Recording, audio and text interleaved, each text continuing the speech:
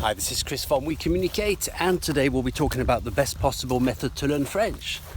And I'm making my way to my little bench over there, so that's what we'll be discussing today, the best way to learn French, the best method to learn French.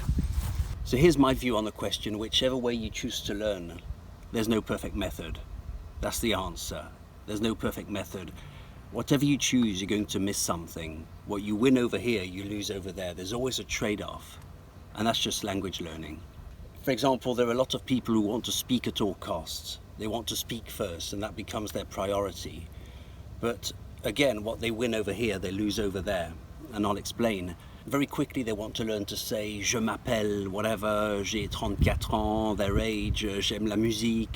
They want to talk about their pets or their hobbies. And it's really fun. And I get why you develop the idea of progressing. It's very satisfying and you feel proud, and rightly so, but the fact is that most of these things you'll never use in reality. So you are speaking, yeah, but to say what? You don't walk around introducing yourself to people, at least I never do, telling people what your hobbies are, telling people your age. It's just something that never happens. But we still seem to cling on to these phrases because they give us this dopamine hit.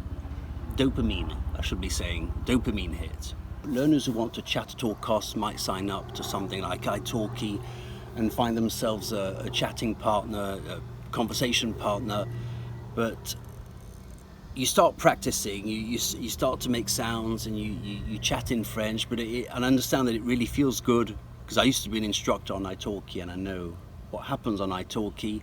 Very often learners are still making the same mistakes, and they say things like je allais au magasin, which translates to I, the action of going to the shop, and they sort of skim over French and they don't really learn deep French.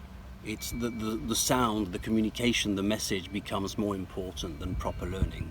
So that with this particular method I can name so many things that you'll never learn or that you might encounter that are going to take you a lot longer to learn properly, such as, I don't know, the full list of spatial prepositions, for example. The question is, well, when are you going to learn them? Or the full list of adverbs, or the best adverbs to place in a sentence. And it can even apply to more complex conjugations, such as the proper use of the past conditional, for example, if it happens never to fall into your conversation with your partners. A next candidate as the best possible method to learn a language might be a language school.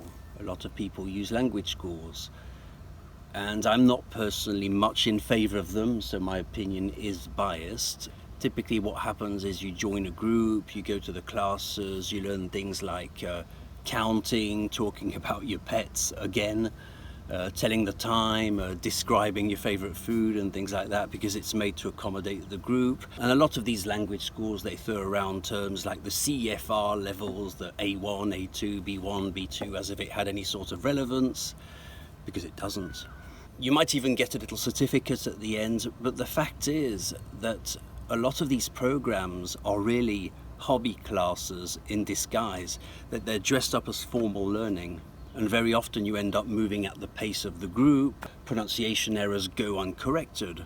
Of course, they would, because you don't get this close monitoring. It's sort of made to accommodate a group of people.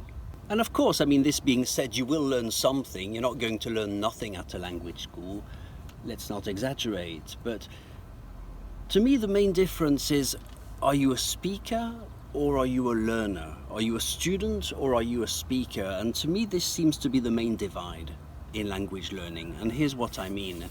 A speaker might be confident and project the illusion or the impression rather, not the illusion, that they are conversational, because maybe technically they are conversational, yeah.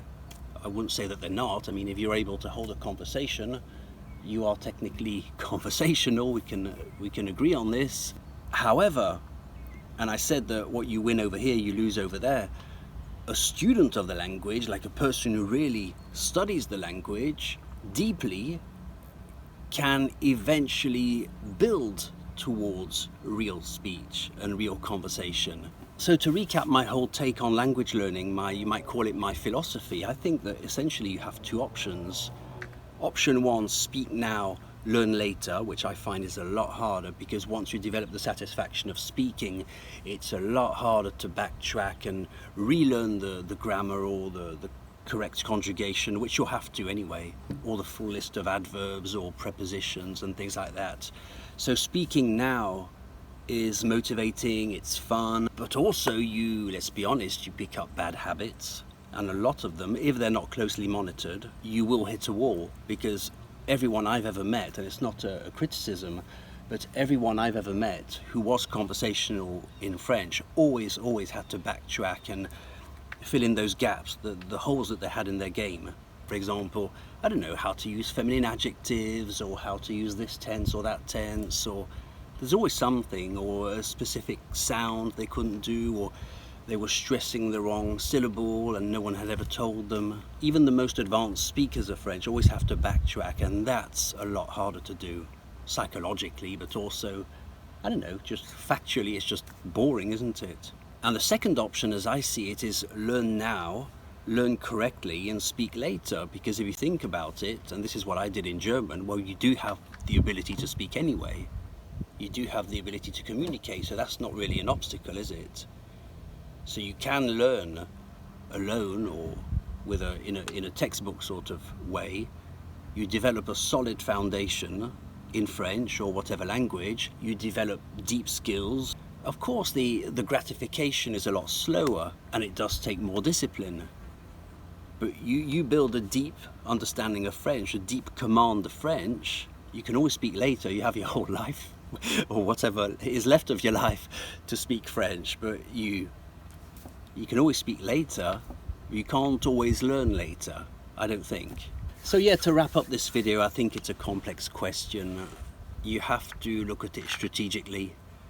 You have to ask yourself, well, what are the long-term benefits? Do I want the satisfaction of speaking French and sort of flattering my ego in a sense? Or do I want to really study French, a deep study of French, a careful study of French, and speak later? Now, of course, it's not always one or the other. You can do both at the same time, but there's one thing that's not questioned enough in language learning, is whether speaking is the tool by which we learn. And a lot of people will be quick to say, yes, of course, but well, no, not really. Because statistically, it's going to take a long time, isn't it? Let's just take as an example the past conditional. If I had done this, I would have done that, for example. If I had found someone's wallet during my walk, I would have returned it to the police, something like that. How long is it going to take before this enters your conversation? You see, so that's the thing with speaking at all costs, is that it does leave a lot of holes open in someone's game. So yeah, my view is that it's the lesser of two evils. What you win over here, you lose over there. Then the next question becomes, okay, what would I rather lose and win? Do I want to gain the satisfaction of speaking at the risk of developing holes in my game that I have to relearn later at the risk of picking up bad habits? Or would I rather learn it properly now and speak later, or speak gradually, which is what I encourage students to do, and that's my whole philosophy on teaching French. Proof being that I don't even do levels anymore, because I used to do beginners, advanced, mid, and then I noticed that whatever your level is in French, you always have to go back to the basics, because speaking, chatting is not the tool by which we learn. You might learn, I don't know, the word circumference or circonférence. Oh, that's how you say it in French, circonférence, that's useful to know. And then, but there's no ordering of the priorities, there's no hierarchy. You might learn this marginal word, which is really not important, which is really not a highway. It's not a word that holds French together. What does hold French together is the way you say a, I, on, things like that.